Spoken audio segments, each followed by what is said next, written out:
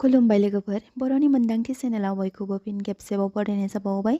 दिनै 21 नभेम्बर 2025 दिनैनि सानसेनि फानजामुथिजों लोगोसे नोंथांमोननि सेराव फैनाय जाबावबाय।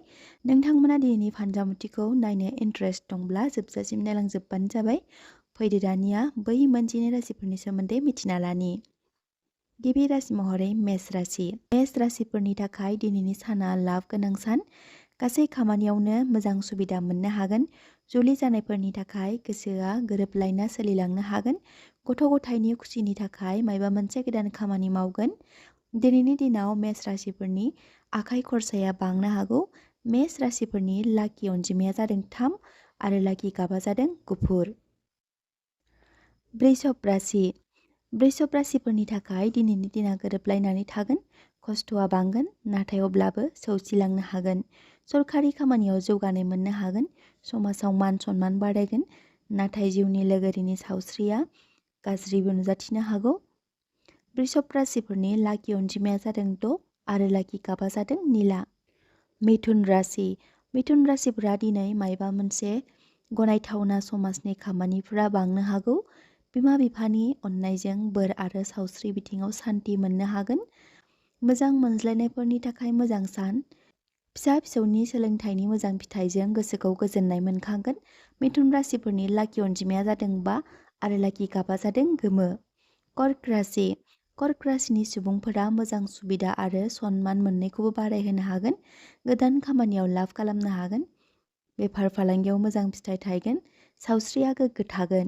नखराव गोजोन खुसि फैगोन। कर्क राशिनि लाकि अनजिमाया जादों 2 आरो लाकि गाबा जादों गुफुर। सिंह राशि। सिंह राशिफोरनि थाखाय दिनैनि दिना आय बांहोनो हानायनि दिन, नाथाय खायसेफोरा गोबां बायदिसिना इस्सा खालामनो हागौ।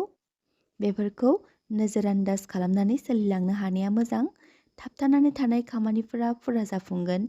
मेगनफोरनि एसे एनै आलौनाय जेंना नुजाथिनो हागौ। देहाखौ मेंग्लिनाय आरो लोरबां मोननो हागौ। बे बिथिङाव साबधान जानाया गाहाम। सिंह राशिफोरनि लाकि अनजिमाया जादों 1 आरो लाकि गाबा जादों सना गाब। कन्या राशि। कन्या राशिफोरनि थाखाय दिनैनि दिना मेहेर गोनां जानानै फैगोन। बेफार फालांगियाव राफोद महर होनो हागोन। धोन सम्पति बिथिङाव जौगासारनाय लाबोनो हागोन। धार्मिक आरो खायसे खामानि बिथिङाव दान पुण्य मोजां बोर मोननो हागोन। बिफानि बोसोनजों सोलियोब्ला मोजां। गोजाम खामानिया बृद्धि बारायगोन। कन्या राशिफोरनि लाकि अनजिमाया जादों 8 आरो लाकि गाबा जादों गोथां। तुला राशि। तुला राशिफोरा बिमा भागवतीनि बोर मोननो हागोन। गोबां खामानि बिथिङाव लाभ खालामनो हागोन। खायसे बायदिसिना हाबा हुखाफोराव थांलाय फैलाया जोबस्रांगोन। नखरनि सुबुंफोरजों मोजां सम बारलांगोन। धोन बारायनायाव खुसि मोननो हागोन। तुला राशिफोरनि लाकि अनजिमाया जादों 9 आरो लाकि गाबा जादों गलाब। वृश्चिक राशि। वृश्चिक राशिफोरनि थाखाय समाजारि आरो राजनीतिक बिथिङाव मोजां सुबिदा मोनगोन। सरखारि बिथिङाव थाबथानानै थानाय खामानिफ्रा फुरा जागोन। थासारिया राफोदैनो थागोन। गोदानै रां खामायनो हानायनि सुबिदा मोनगोन। वृश्चिक राशिफोरनि लाकि अनजिमाया जादों 4 आरो लाकि गाबा जादों मेरुन। धनु राशि। धनु राशिफोरनि थाखाय दिनैनि दिना लाभ गोनां जागोन। आय बिथिङाव बृद्धि बारायहोनो हागोन। नखर संसाराव अनज्लायनाय गोरोबलायनाय फैगोन। लोगोफोरनिफ्राय मोजां गिफ्ट मोननो हागौ। हाबा जानाय सुबुंफोरनि थाखाय मोजां। धोनजों सोमोन्दो थानाय जेंनाफ्रा जोबस्रांगोन। धनु राशिफोरनि लाकि अनजिमाया जादों 7 आरो लाकि गाबा जादों फान्थाव गाब। मकर राशि। मकर राशिफोरनि थाखाय खामानि बिथिङाव मोजां सुबिदा मोनगोन। बेलासिनि समाव खायसे खोथा बाथ्रायाव नांफादेरलाबायनो नाङा। थासारिया गाज्रि महर लानोबो हागौ। बिफानि सावस्रिखौ जोथोनै लाखिनाया मोजां। अफिसाव खामानि मावग्राफोरनिफ्राय हेफाजाब मोननो हागोन। मकर राशिफोरनि लाकि अनजिमाया जादों 10 आरो लाकि गाबा जादों ग्रे। कुम्भ राशि। कुम्भ राशिफोरा सावस्रिखौ लाना साबधान जानाया मोजां। हरखाबै दावबायनो हागौ। गावनि बुद्धि आरो साननो हानाय गोहोजों लाभ खालामनो हागोन।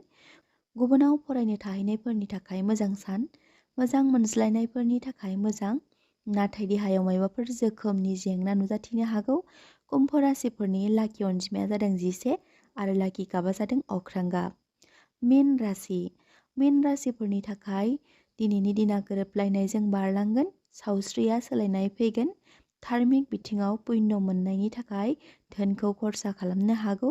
सोमोन्दोआरिफोरजों मोजां सानै हयै खोथा सावरायलाबाय नङाब्ला जेंना सोमजिखांनो हागौ। जुलि जानायफोरनि थाखाय मोजां सान। मीन राशिफोरनि लाकि अनजिमाया जादों 12 आरो लाकि गाबा जादों गोथां।